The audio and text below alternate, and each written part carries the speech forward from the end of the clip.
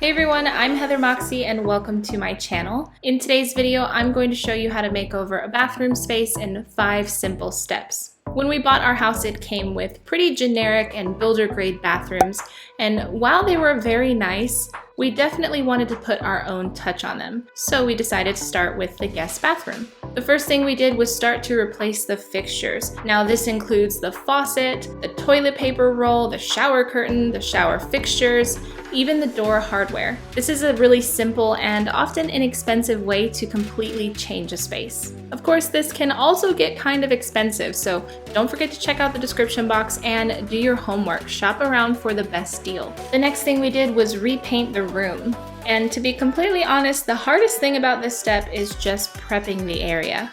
If you're like me, you'll learn a lot about yourself when you go to repaint a room, and I have learned that I absolutely hate painting. Okay, we have everything taped off. I went ahead and just left that stuff in there. I didn't tape the top edge because I figured that part no one really sees, and if you actually step up onto the tub here, let me show you. It's actually not looking too hot to begin with, so I didn't bother taping it off. I am gonna go through, this is like old tape from whatever was left on here to begin with, so eventually I'll grab a razor and scratch that off because I don't really like that it looks like dirt. So that's the only part that I didn't tape off. I ended up taping off the rest of the trim and the vanity. And we are, I think I'm ready to start painting. One thing to pay attention to is the type of paint you go with. We opted for a 1-coat guarantee paint, which by the way was not done in 1 coat. And we also chose to go with a semi-gloss since we would be painting a bathroom. Now, paint is one of those things that can turn an entire DIY project into a complete nightmare. So don't do what I did. I knew I wanted to repaint the bathroom in a nice, fresh, and simple shade of white. However, I learned the hard way that white paint can oftentimes show up as baby blue, light gray, even a very light shade of purple. So I chose a shade of white that I thought I would love and painted the entire room because I was very impatient and I wanted to just get it going. After everything was said and done, I realized I absolutely hated it. It was showing up as a very light blue in person, but not on camera, conveniently enough. So I went back to the store and opted to go with Sherwin-Williams Swiss Coffee. I'm also pretty certain that the bathroom was already Sherwin-Williams Swiss Coffee to begin with, and I spent 3 days painting and repainting the bathroom, only to end up at square one again, just with a different finish. So don't do what I did, take your time and choose your paint wisely. The next thing we did was try to add some character by tackling that giant mirror. Now, a lot of builder grade bathrooms come with these huge mirrors that are often more trouble to take down than they're worth. So thankfully I was able to do this with some help from my friends over at MirrorMate. Good morning. So one of the many projects I'm in the middle of right now is making over our guest bathroom, and look what just came in. I'm very excited to share this with you guys. I'm also excited to just be done with that little tiny room.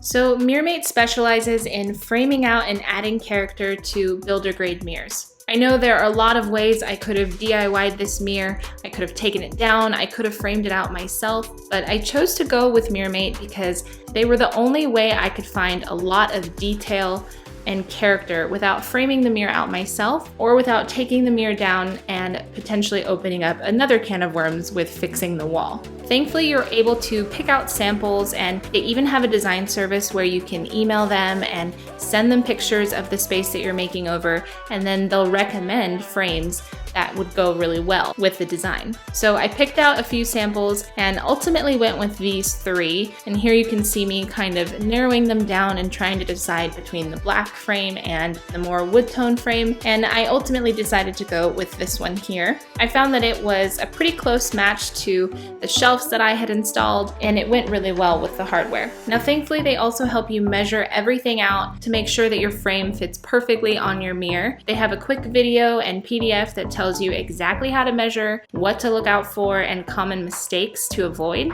After I decided on the frame material, all I had to do was input the measurements, tell it if my area had any special details, and it was ready to go. Now, if you're anything like me, you can probably see that price tag and you might already be shaking your head no. Of course, I will be completely honest with you guys, this is definitely on the pricier end of what I would like to spend on a DIY. Now, my friends over at MirrorMate provided this mirror frame for me. However, I will tell you, even though it's on the pricier end, I do think it's entirely worth it. For being able to customize it to any size that you need it, for the frame types, and for the frame textures alone, I would definitely say that this is worth it. I'm actually going to be looking at purchasing another frame, and probably the exact same one, for our main bathroom when we make over that one. For the frame that I chose and for the size that I needed, it ended up coming out to be just over $200. And like I said, a little pricey, but I would say definitely worth it for the final product. As for putting it together, it's really simple and straightforward. I was a little worried that it would be a little flimsy or weak, but it was actually pretty sturdy. You add some glue and then attach these little notches on the outer edges, and then repeat the process on the inner edges.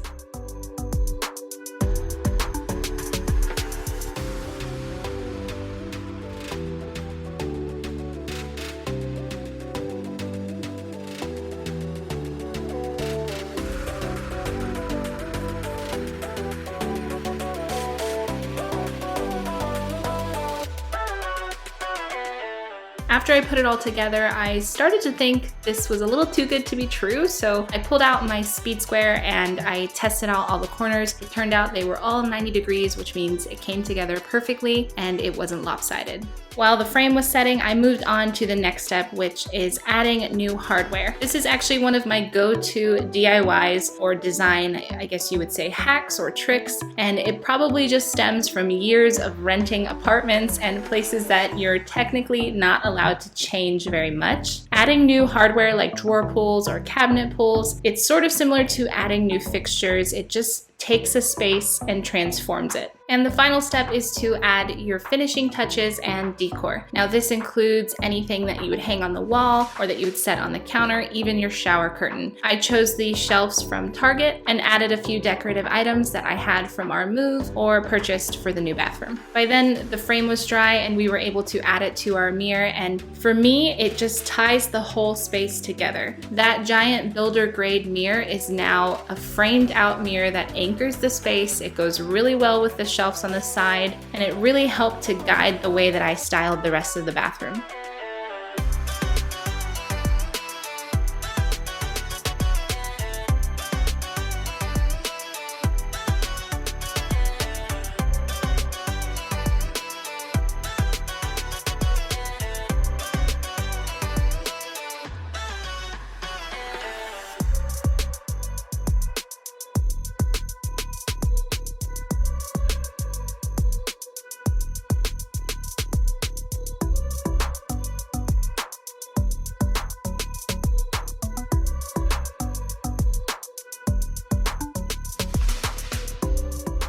With finishing touches, I do think people tend to exclude window shades or blinds. Our house didn't come with any blinds at all, so I added this window shade that I picked up from the hardware store. And as a little bonus, I added this fun artwork I picked up from Etsy. Of course, don't forget that everything will be linked down below. Once I hung that up, our bathroom was finished.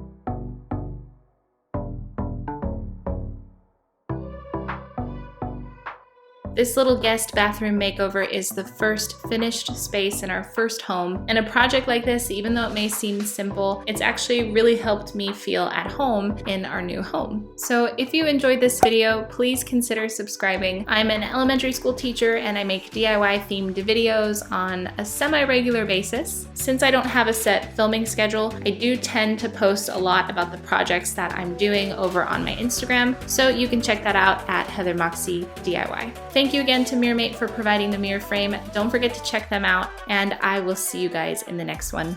Bye!